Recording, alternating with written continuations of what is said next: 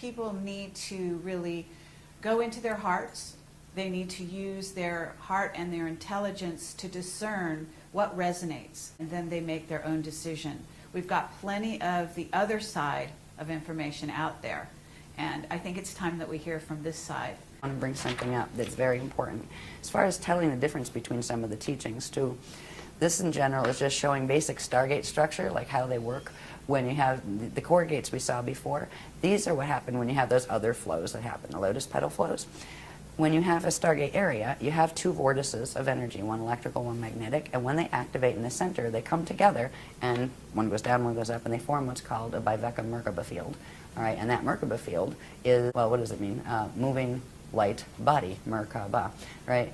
The Merkaba field is the field that actually, if it's around you, if it's a natural one that occurs around you, it's also occurring within you, and that is what allows your atoms to bond with their antiparticle and transmute and transfigure so they can go through gates. So this is basic Stargate structure as far as the Amente gates were structured on this structure and those kind of things.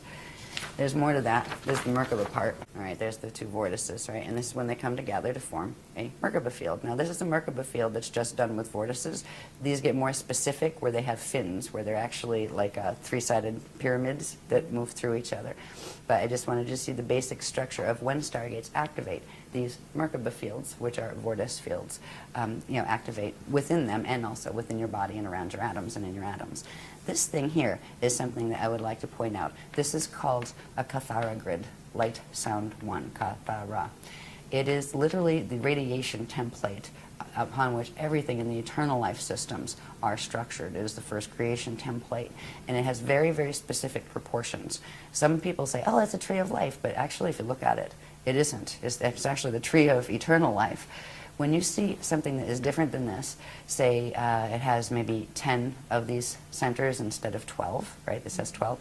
Or maybe it's longer and skinnier, or it doesn't have the lines in the same way. What that is a twisted radiation creation template.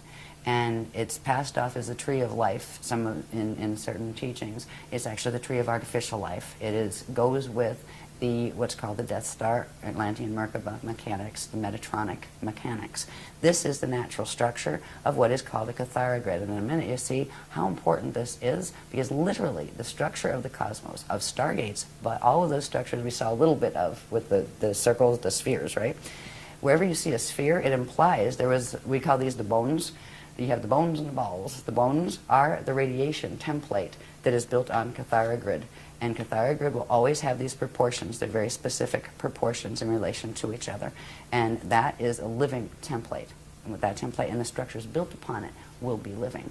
Our body structures, we have one that runs through our body that right now is very mutated because of the planet, and we'll see a little bit of that later.